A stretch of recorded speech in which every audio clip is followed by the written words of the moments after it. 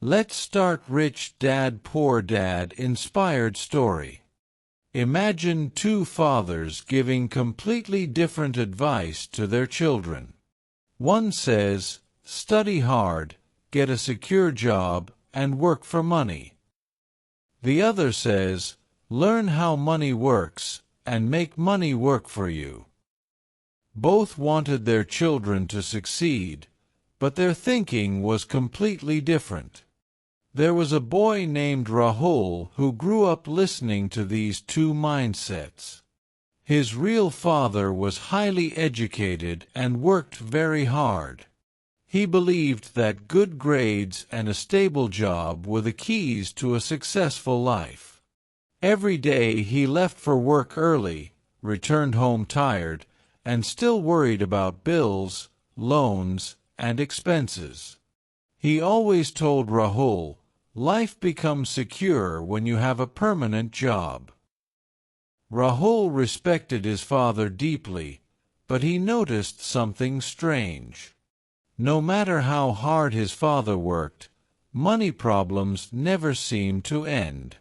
On the other side, Rahul often visited his friend's house. His friend's father was not highly educated, but people respected him because he owned businesses and investments. He spent more time with his family and rarely looked stressed about money.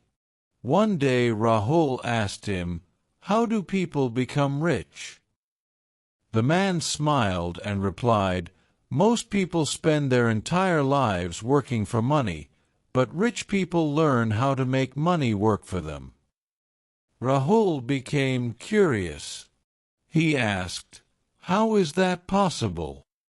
The man picked up two small objects from the table and said, "This is the difference between assets and liabilities. Assets put money into your pocket. Liabilities take money out of your pocket. Rich people buy assets first. Poor and middle-class people buy liabilities while pretending they are assets." Rahul didn't fully understand, so the man gave an example. If someone buys an expensive phone just to impress others, money leaves their pocket. But if someone invests money into something that generates income every month, money enters their pocket. That is how wealth grows. Those words stayed in Rahul's mind for years. As Rahul grew older, he noticed another important difference between the two fathers. Whenever Rahul wanted something expensive, his educated father would say, "We can't afford it." But the rich mentor would ask, "How can we afford it?" One sentence stopped thinking, while the other forced the brain to search for solutions.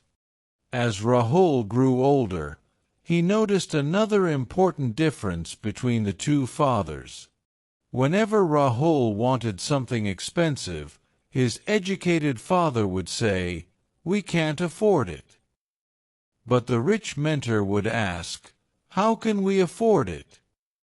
One sentence stopped thinking, while the other forced the brain to search for solutions. Slowly Rahul understood that rich people think differently. After finishing college, Rahul got a good job. His friends started buying expensive bikes, phones, and branded clothes with their salaries. Rahul also wanted those things, but he remembered the lessons he had learned. Instead of spending everything, he started saving and investing little by little. He learned communication skills, sales, investing, and business ideas. He failed many times, but he kept learning. Years passed. Rahul created small sources of income outside his job. While others became dependent only on salaries, Rahul built assets that earned money even when he was sleeping. One evening, Rahul looked at his life and realized something powerful. Wealth was not about luxury cars or showing off expensive things. Real wealth was freedom, freedom from stress, freedom of time, and freedom to live life on your own terms. That day, Rahul finally understood the biggest lesson of life. Poor people work for money their entire lives, but rich people learn how to make money work for them.